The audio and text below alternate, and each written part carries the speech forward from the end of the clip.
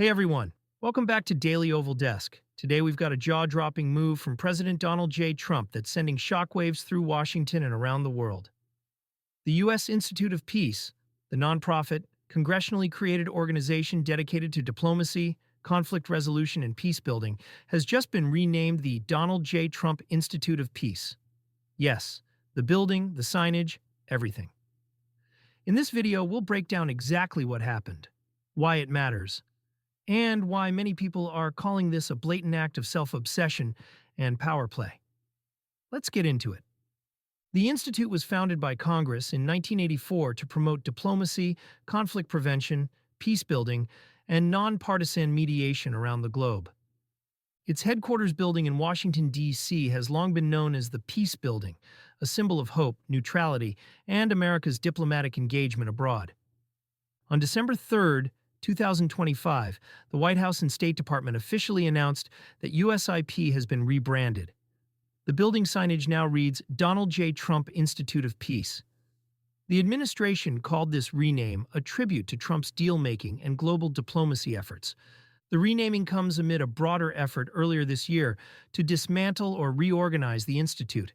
Its board was removed, many staff were fired, and control of the building shifted, all amidst a legal fight over whether this independent body can be commandeered by the administration. Why this is a big deal: symbolism, neutrality, and institutional trust. USIP has always been presented as a nonpartisan institution, its mandate to mediate conflicts impartially, no matter which administration is in power. By slapping a single leader's name, especially a current deeply polarizing president, on the building, that neutrality is undermined. This sends a message that the Institute is no longer institutionally independent, but politically aligned. For foreign governments or groups that once engaged USIP as an unbiased mediator, this rebranding could shatter their confidence. If peace-building efforts are now tied to one person's legacy or political agenda, many will ask, is this truly unbiased diplomacy or just political theater?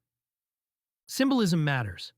A building named after a living and controversial president turns a legacy of peaceful mediation into a monument to one man. That shift can erode long-term trust, both domestically and internationally. What happened earlier in 2025 with USIP? Earlier this year, under the banner of the Department of Government Efficiency, DOGE, the administration attempted to take over USIP, removing its board, dismissing staff, and folding its functions under new control. A federal judge ruled that those actions were unlawful, that USIP's statutory independence must be preserved. Nonetheless, the appeals process and legal uncertainty allowed the administration to maintain control, at least temporarily, and now to rebrand the building. In short, this renaming wasn't just a relabel. It was the culmination of a campaign to dismantle an independent institution, shift its mission, and recast it under political control. What the administration says: legacy, peace, dealmaker branding. Supporters argue this move is about legacy, that Trump has brokered significant agreements abroad and deserves credit. The State Department statement called him the greatest dealmaker in our nation's history.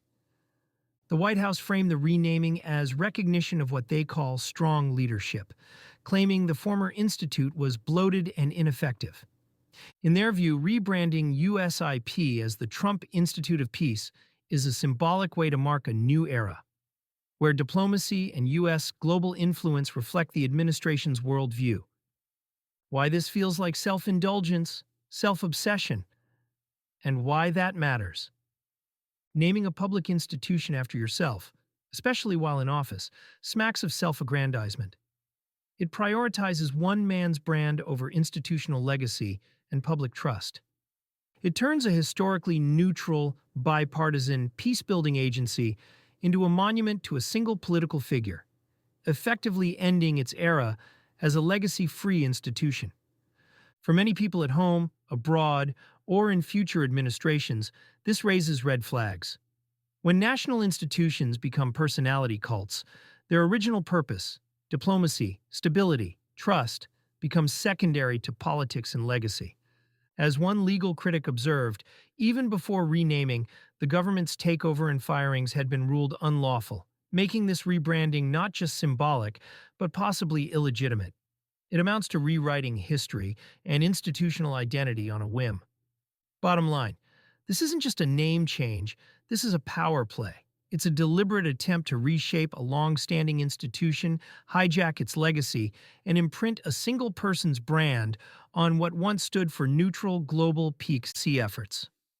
If you care about independent institutions, unbiased diplomacy, and the long-term respect of U.S. commitment to peace, this should concern you. Because once you treat public institutions like personal real estate, you undermine everything they stand for. If you found this breakdown useful, hit like, follow, subscribe. Drop a comment below.